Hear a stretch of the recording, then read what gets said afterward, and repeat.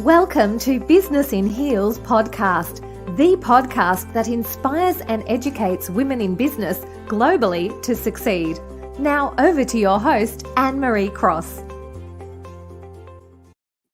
And welcome to another episode of Business in Heels podcast. Yes, I'm your host, Anne-Marie Cross. Now, joining me on today's show is Karen Hollenbach.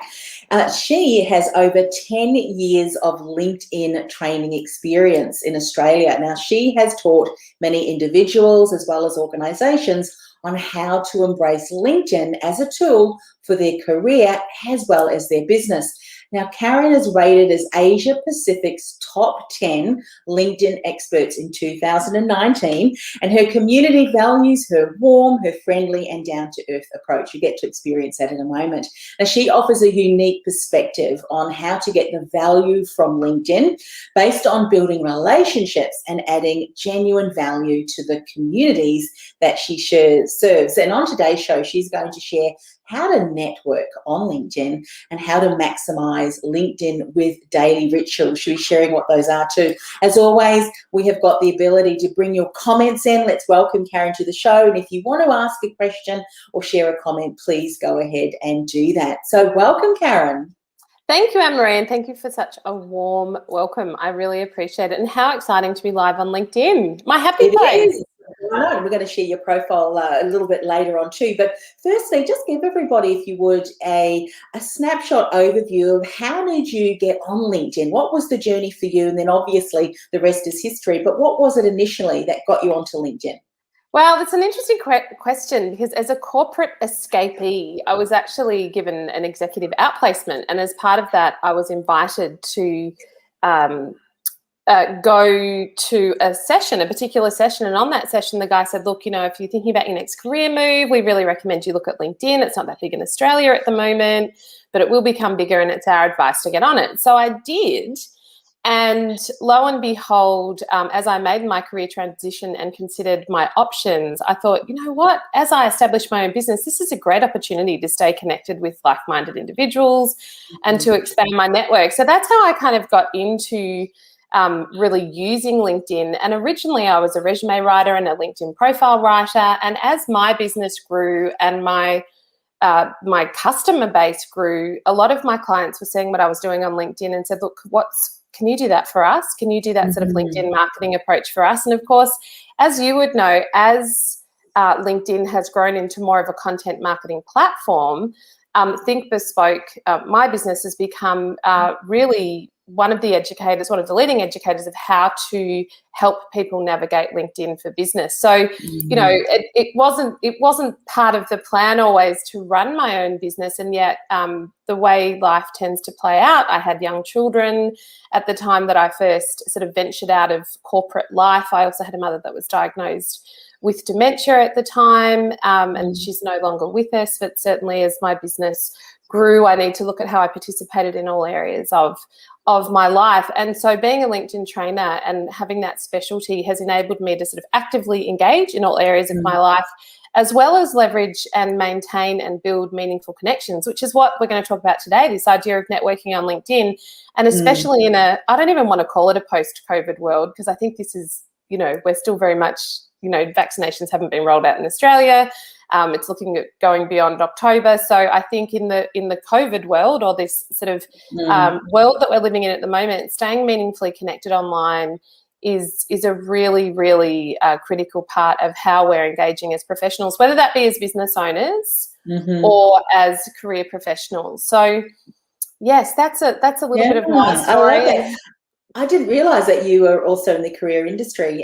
That's what I started too back in the day, where LinkedIn really, we told everyone you need to be on LinkedIn, because it really was very much not a job platform, but you needed to have your profile there. But I must say that over the last 12 months, I've been myself very mindful and intentional about leveraging LinkedIn, building connections. And I have to say, I would not look back. So I'm so glad that you're here today to share that.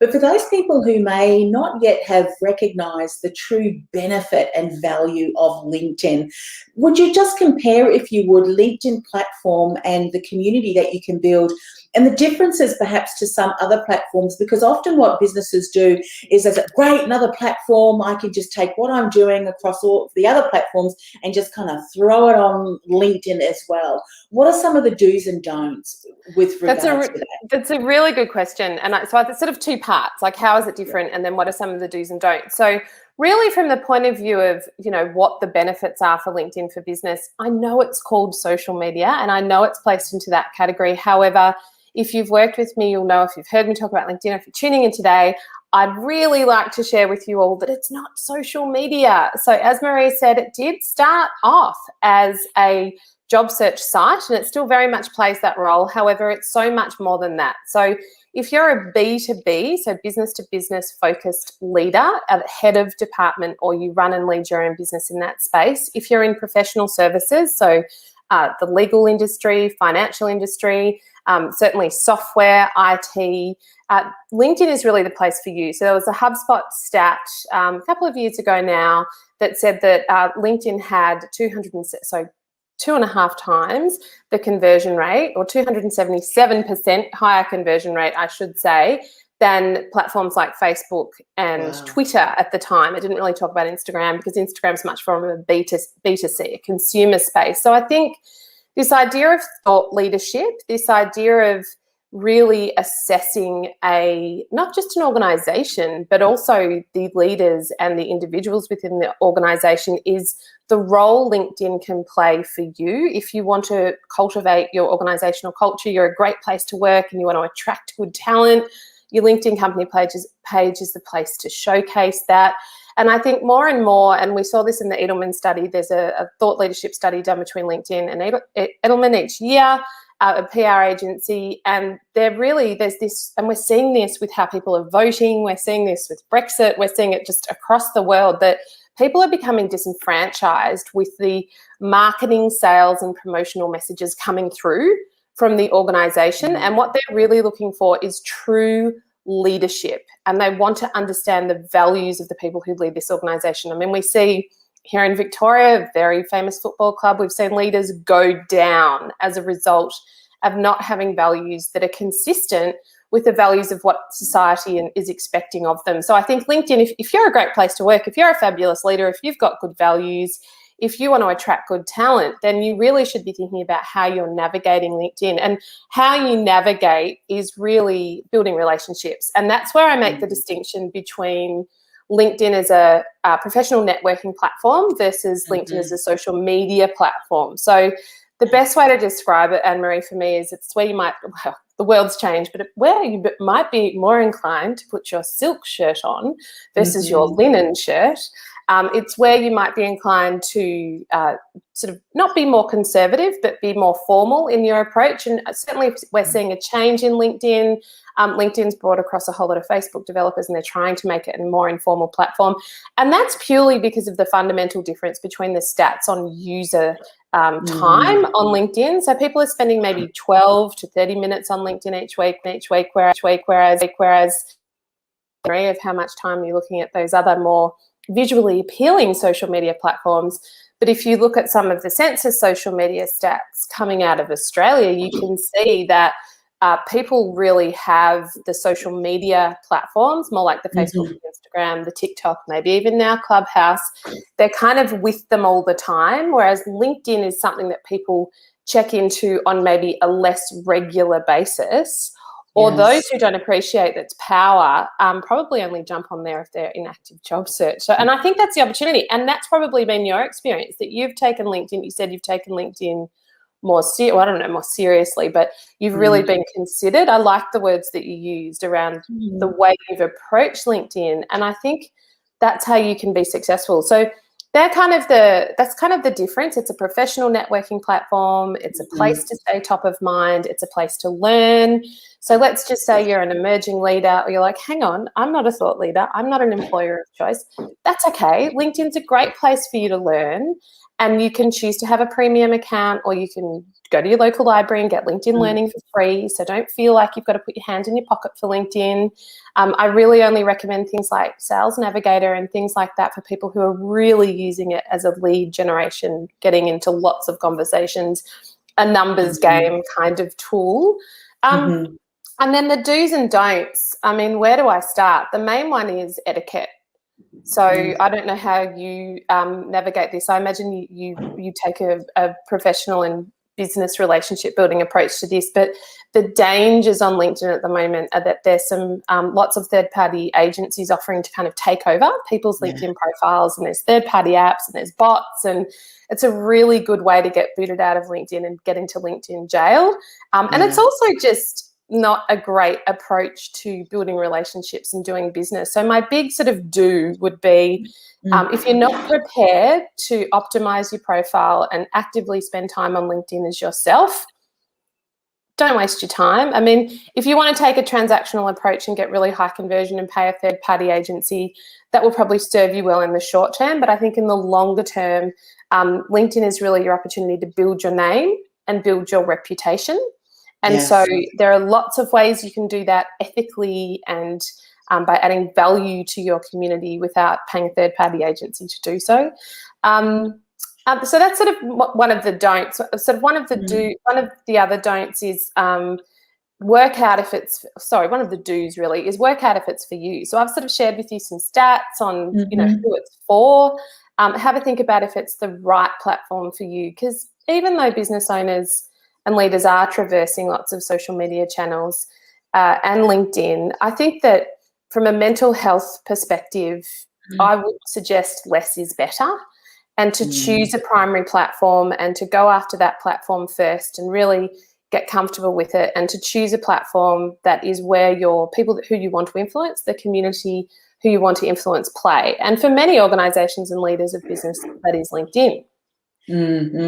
That's great. We've got Connor, and he's had to go. He said, great conversation on his second comment there, but keep them separate. LinkedIn is the professional platform, and building relationships and learning is core to it. From building relationship comes value. Similarly to what you were saying before, Karen, about how you would present, I would imagine that that's also very important about the content that you present. So less is more, and I'm certainly for that too. I mean, it's not about how many times you can post per day.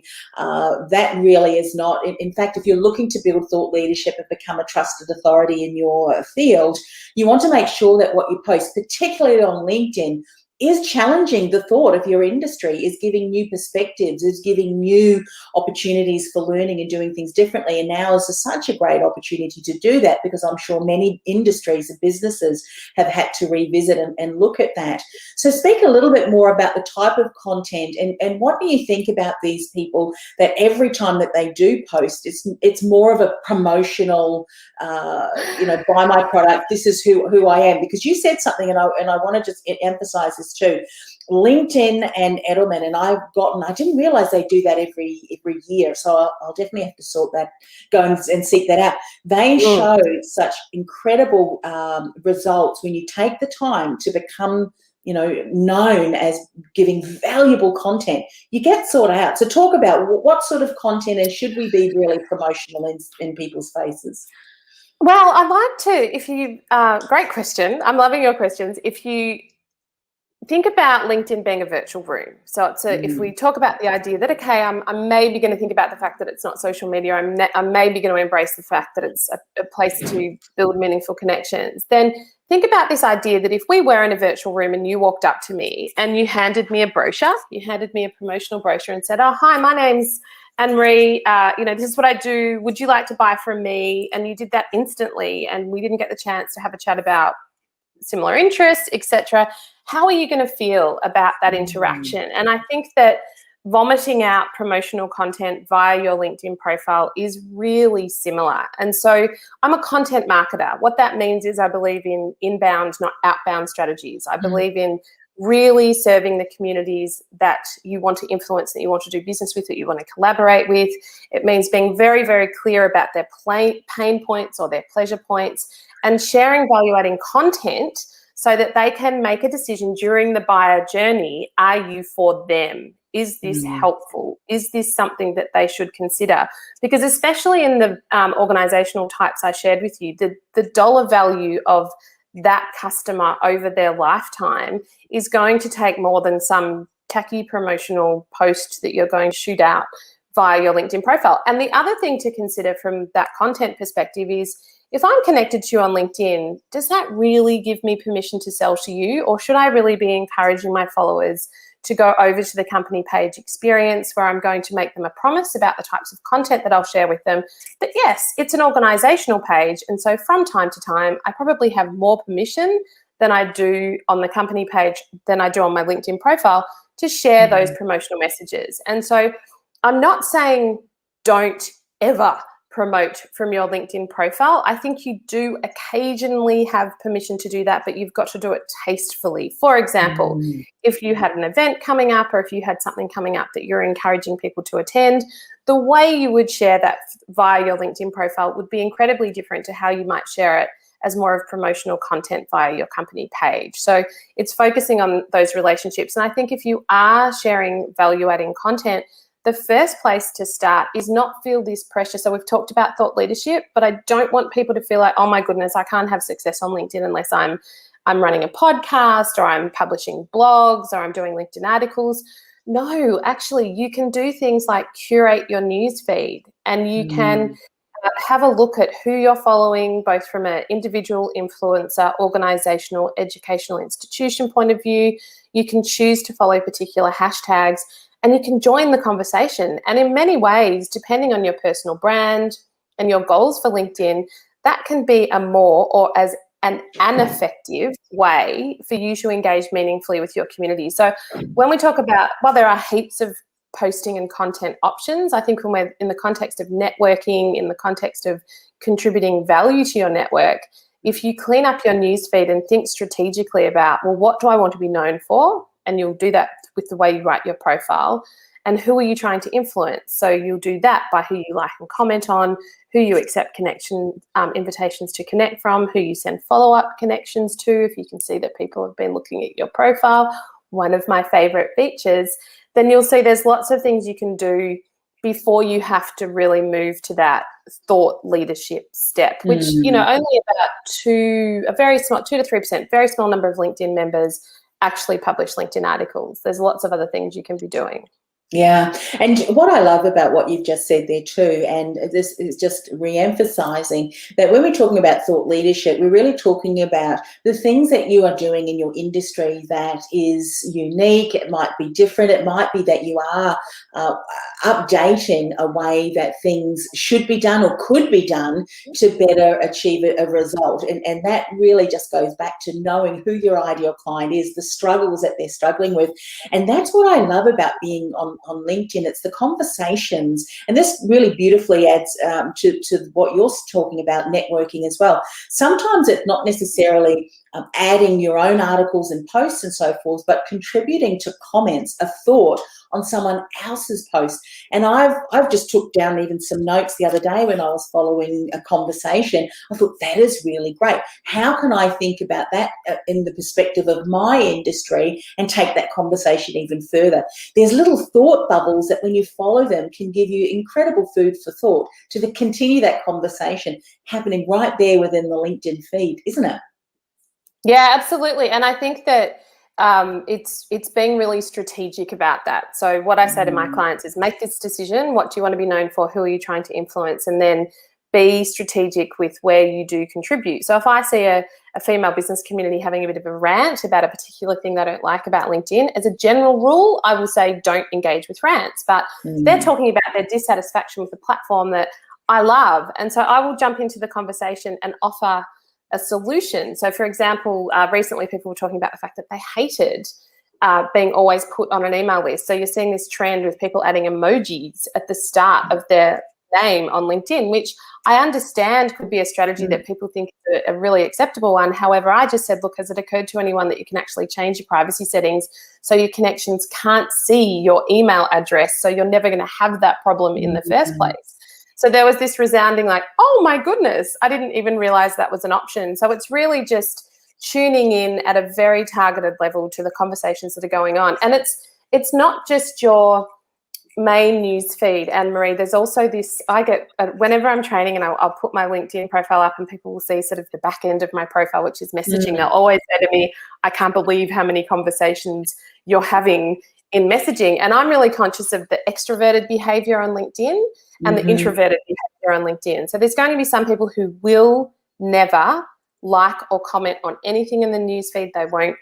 They just will not. It is not natural to them. It is not something they are comfortable with.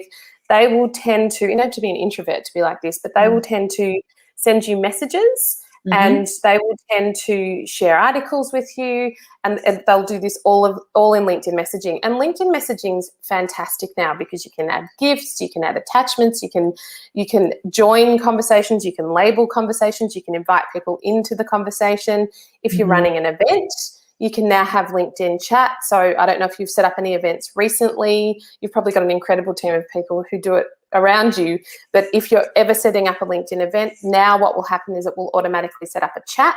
So you've got this option, not just in the posting of your LinkedIn event, but in messaging. And so LinkedIn's really acknowledging that, yes, you can have these deep conversations in the main, or not deep, you can have conversations in the main feed, and you can also have these conversations in LinkedIn messaging. So I think COVID-19 really accelerated a lot of these features, and I'm not sure what their rollout plan was. They tend to roll things out every 3 months, and then in between share, all this sort of marketing material on how to get the most out of the LinkedIn platform. But I certainly saw this sort of rapid execution or implementation of all these new features. And the event and the chat or the messaging feature has really evolved as well, which I'm loving. Yeah, I hadn't actually used that as far as the events. So we had a bit of issue linking StreamYard to events, so we've just gone and kept it on the profile. But I love that you've shared a little bit more about company pages, because I would imagine that many businesses or many individuals, if they've got company pages, are not really leveraging them as much as they could, or maybe even a combination between company and sharing things on their personal profile. How are you using that in the context of, again, networking and building relationships with what could be not just customers, but alliance partners, referral partners, joint ventures? What are some things that we need to know about company pages as well? Well, I've got two particularly exciting things for you. So the first one is that the company page experience now shows you who the followers are to your company page. So that's relatively recent. We did have this option maybe 3 or 4 years ago and it came off. So if you're the admin of the company page and you haven't gone into your analytics recently, please do, because you can go down and actually see the names of your new followers. Now, as far as I'm concerned, that's a warm lead. If someone has chosen to follow my organization's company page, they're interested in my content. So if they're a second or third degree connection, one of the first things I'll do is send them an invitation to connect and say, hi, I'm Karen Hollenbach, the founding director of Think Bespoke. Really appreciate that you're following our company page. I hope you're enjoying the insights. And that example of how I send an invitation to connect, yes, it's to show you how to use the company page feature, but it also very much shows you how I recommend you navigate the etiquette around messaging. So you're sending a personalized invitation, you're contextualizing for the person why you're sending the invitation to connect, and you're not being salesy. It's just a thank you. I appreciate that you do. And often, I've picked up a client from that saying, oh, yes, actually, this person referred you and I was watching your content. I want to have a chat to you about LinkedIn marketing mentoring.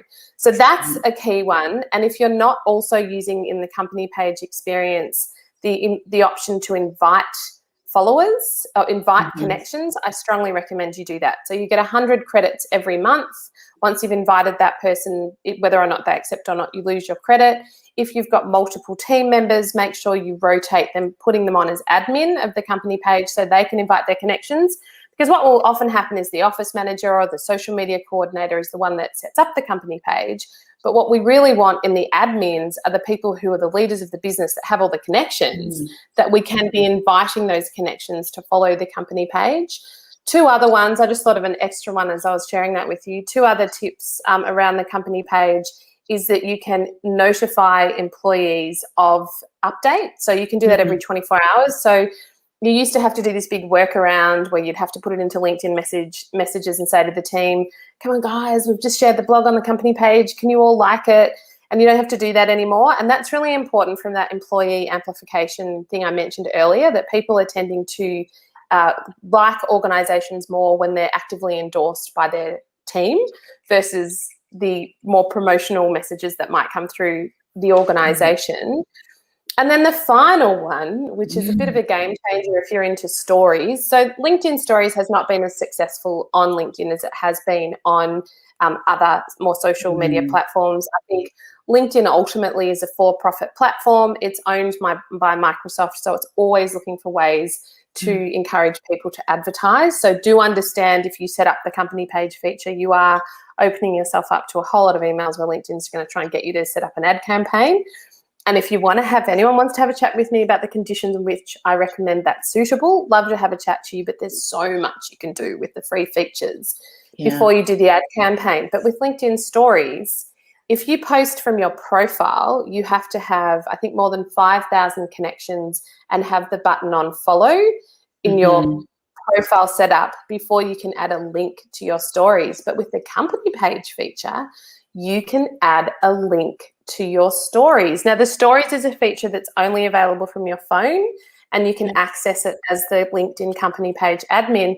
But that's huge. You could potentially, if you've got followers to your company page, you launch a new case study or a new blog, or there's a new program that you want to let people know about through your company page, you can put a direct link into that story and people can click through to your website. So that's huge. Now, usability, I mean, I think you're right. I think people have got the company page experience and they're not even sure how to use it. If they are thinking about it, there's just more and more features coming through that, I mean, if you compare Instagram, you had to have 10,000 followers on Instagram before you could add that link feature for your business. So LinkedIn's just thought, you know what, we know this is a really popular feature. Now. Yes. We're just adding it because the path is they ultimately eventually want you to do ads, but let's just use the free features while they're available. Yeah, brilliant. Something else that I'm often asked as well, or the topic of discussion, I should say, I see, is around the LinkedIn groups. What do you think about groups? How can we leverage that, again, to build our networks? Well, I think groups have fallen over in, you know, as Facebook groups have got better and better and better and better. And that kills me to say that because I'm not a huge fan of Facebook. I think the LinkedIn group experience has deteriorated. And, you know, there's LinkedIn commentators globally that keep saying, oh, no, I've been on a special project and the LinkedIn group experience is going to improve. It's about to improve, everyone. It's going to improve. It hasn't really improved. And I think the problem started maybe 3 to 5 years ago when there was a group of LinkedIn trainers, I don't know, no one in particular, everyone in general, not me, who was saying to people, oh, you've really got to leverage LinkedIn groups. And as a consultant, make sure you drop in your blog, or you drop in your article, or you drop in something. And so groups kind of got taken over by this promotional content and everyone became a bit disenfranchised by them. Now, there are exceptions. There are absolute exceptions, and maybe people tuning in today have got a great group that they're in that they highly recommend. Great. Put it in the comments. Tell us all about it. But in my experience, the Facebook group experience is far superior, and LinkedIn has a long way to go. It's good to know. I can tell you how Yeah, go ahead. I can tell you how I can just hear a bit of feedback there, but I don't know if it's my voice or what it is. The way I tend to use it is for clients. So if I've set up I have a Think Bespoke VIP forum, so it's a closed private group. Well, yes, it's a closed group, and I tend to share content before I'll share it publicly into that group as a value add for people who have engaged my services. So from the point of view of a moderator of a group, I think you've got to take it really seriously and think about how am I going to add value. And I really like it because it means people who have engaged with my services or who know me are getting up-to-date information in that group versus me just posting it to the newsfeed. So I think you can strategically use the group feature. It's a way to bring community together.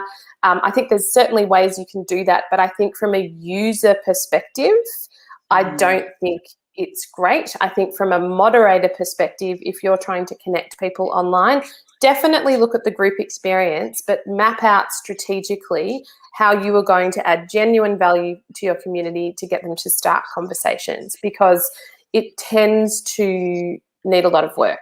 And that's fine if it serves your goals well and you're building community. So I've got some legal recruiters in my network who have used it strategically to attract lawyers so they can say to their clients, oh, look, I've got a community of 5,000 lawyers here in Australia that I can use as a database when I want to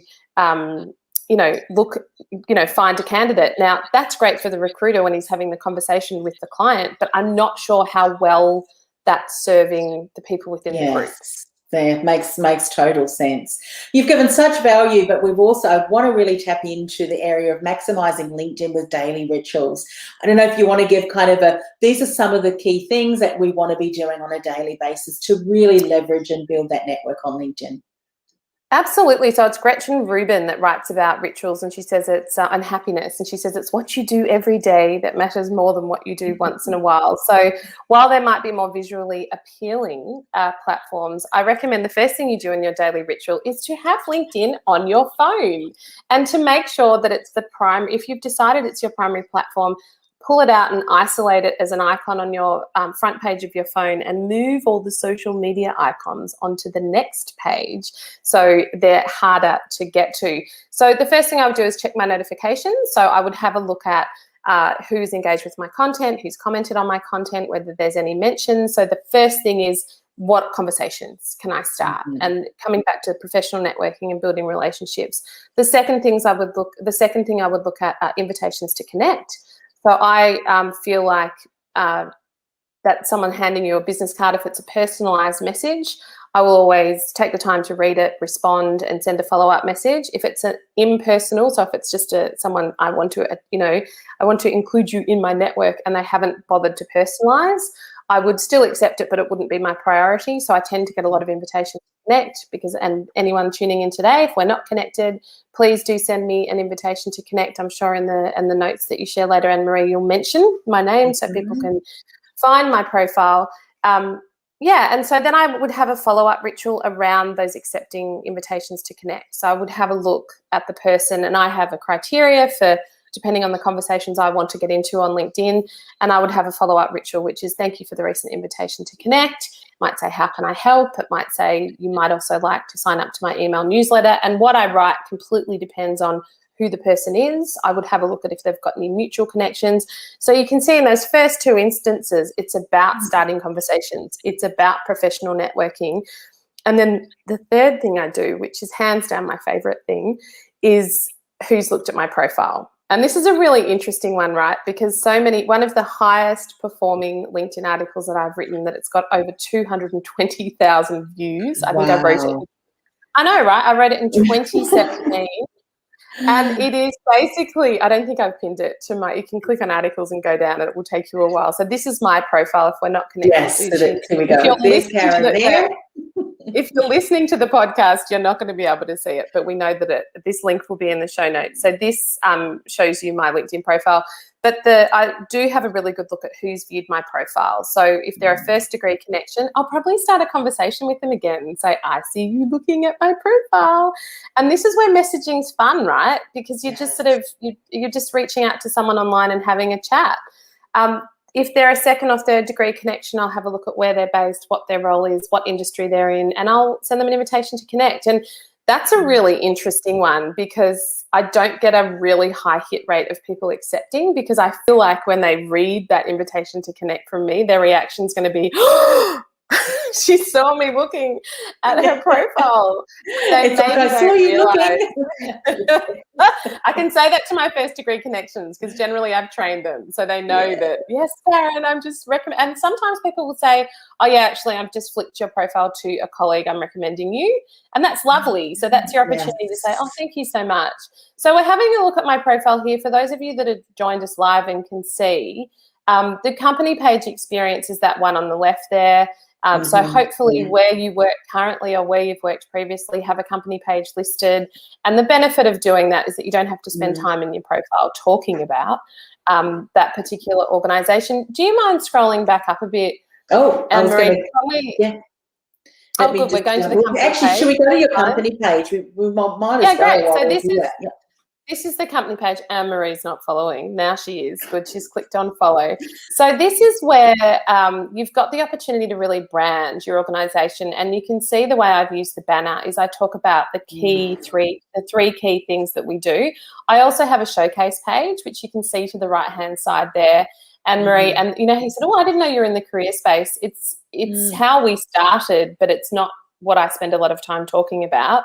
So you can see here there's lots of customization, free customization tools for, it's interesting, I can see pages people also viewed. This is sort of how LinkedIn views my page, which is interesting. So you can see I've got the event feature there, our upcoming events. So if you're tuning in live, we have our Lunch and Learn this Thursday.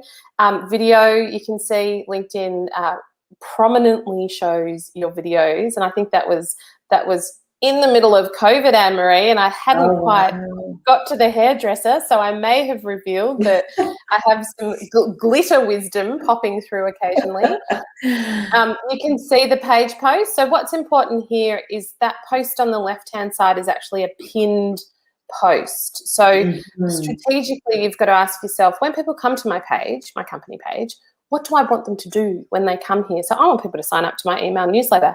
And then on the right-hand side is an example of content that I share regularly, which is curated content. And if anyone's tuning in that's wondering, well, what do I post from my company page? Yes, I said you could post promotional messages, but do you remember right at the start that I said it's about 10 or 15% of the time? So for people to follow your company page, you have to develop a company page follower strategy. And what I mean by that is say, well, what can people expect from following our page? So I say to people, you might like to follow my company page for LinkedIn news and insights to assist your professional journey, which sounds like it just rolled off my tongue. However, that took me a long time to consider because I really had to think about the different communities we serve, and then the posting plan that we put against our company page is based on that promise. Yes, fantastic.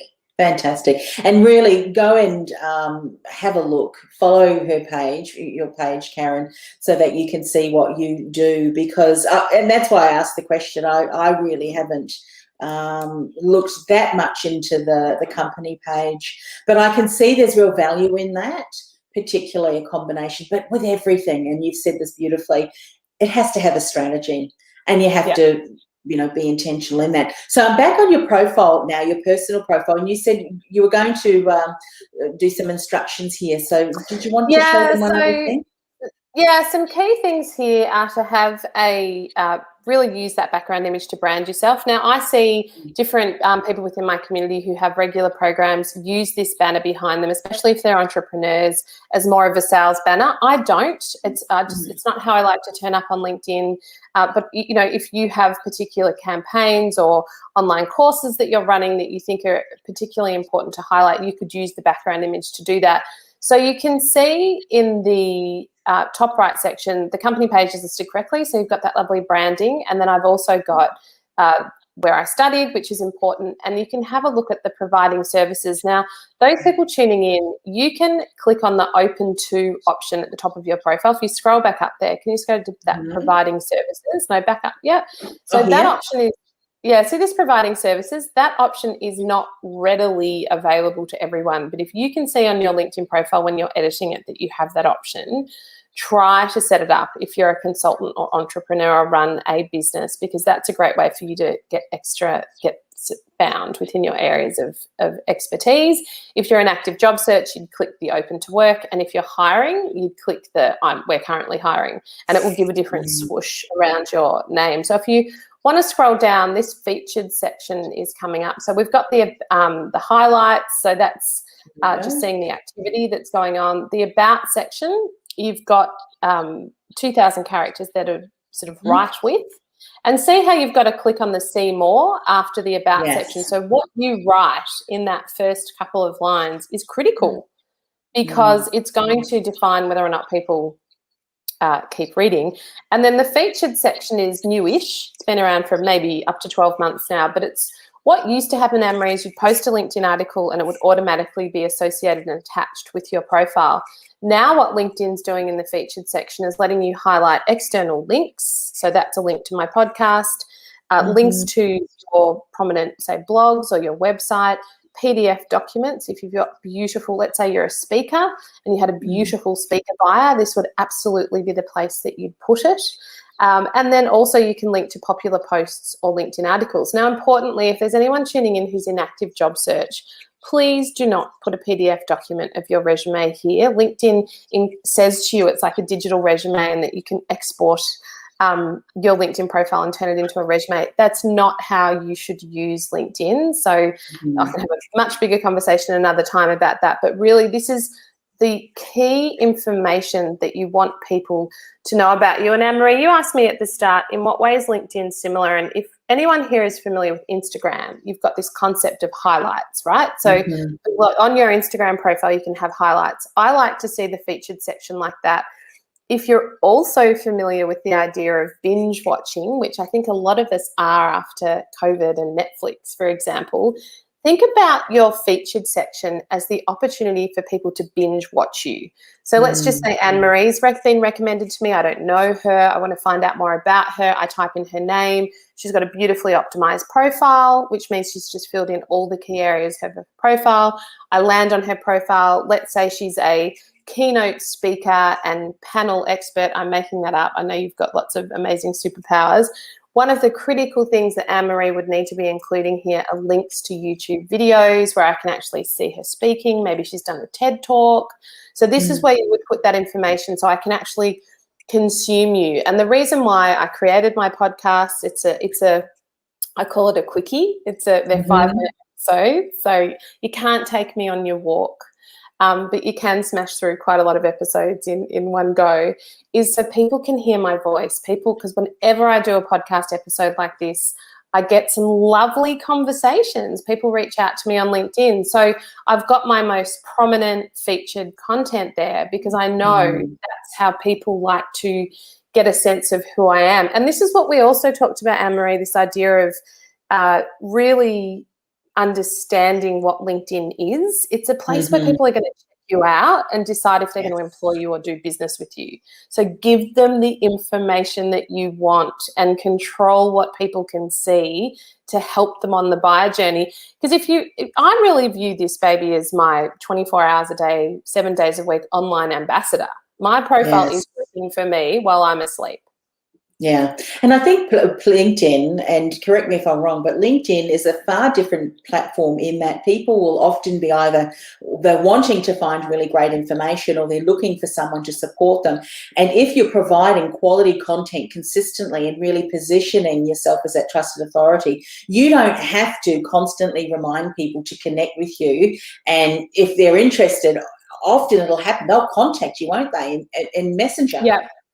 Yeah, and that's absolutely what an inbound marketing strategy is, what content marketing is. So it's saying if you position yourself in your area of subject matter expertise, if you consistently share value-adding content, so less is better, not, vomiting out content all the time, then you will become the go-to in your industry. And this is our goal. And unfortunately, some people don't subscribe to the slower dance. Some people want to climb Mount Everest in, 3 hours. That's just not, I find, in my experience, how you're going to attract good employers and good clients, employees. People, good quality clients and employees will research, they're considered, they're all the things that you described at the start, Anne-Marie, around how you sort of approach LinkedIn. And so there's no silver bullet. There's no quick way to get success on LinkedIn. However, there's lots of opportunities to start great conversations, to learn, to stay connected with people across the world, to raise your profile, to engage in interesting conversations with others. And it's not the black hole that other more social media platforms are. So I find that the equivalent amount of time, the time I spend on LinkedIn is always serving me well. And yes, I am very strategic and I took you through what some of my rituals were, but that's the point. It's a tool for your business or your career. It's not something that should be pulling you away from your family or your friends or your fur babies or your sport or all the things you could be doing away from a screen, which are important, right? Yeah. And, if we think about what's happening now, many more people are online networking. You wouldn't go, or I hope you wouldn't go, not if you're listening to this podcast anyway, because Business in Heels, really nurtures their community. You wouldn't go to an in-person event, run around the room, as you said, throw your business card on the table, shove them in people's hands, go, bye, and off they go. You spend time cultivating, asking questions. How can I support you? And as you're sowing into your community communities, just like you would sowing into your online communities, the rewards that you reap are far greater. In fact, I would say the relationships that I have built have opened up to joint ventures, to come and speak to our community of 40,000, 50,000, 100,000. Those are the kind of conversations that open up to you when you take your time to do exactly what you said today. And then you'll get to a point where people will actually start reaching out to you.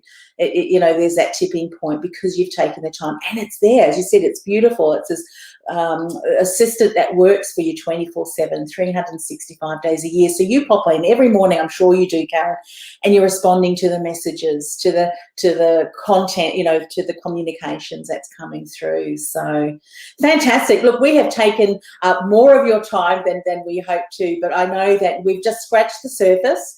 Now it's just a matter of really looking at, well, how can I implement this in my business? And that's something that you can support people with. So before we go, and you've got that your link there, but for people who are not watching, thinkbespoke.com.au. What other ways would you like them to connect with you?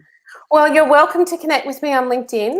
So do reach out, Karen Hollenbach. And I am also on Instagram. So if you haven't ventured across to LinkedIn yet and you're still a bit tentative, well, you can find me on Instagram at thinkbespoke. And yes, I have quite a unique surname, so I'm very, very easy to find. Yes, not many Karen Hollenbachs hanging out on LinkedIn or on Instagram. Fantastic. Look, thank you so much once again for coming on the show. I know that many people have probably taken pages of notes. And as you say, I mean, don't try and do everything at once, but focus on what is really important. Build that up because it will pay off in dividends for sure. So thanks once again for coming on the show. Thanks for having me, Anne-Marie. I really enjoyed it.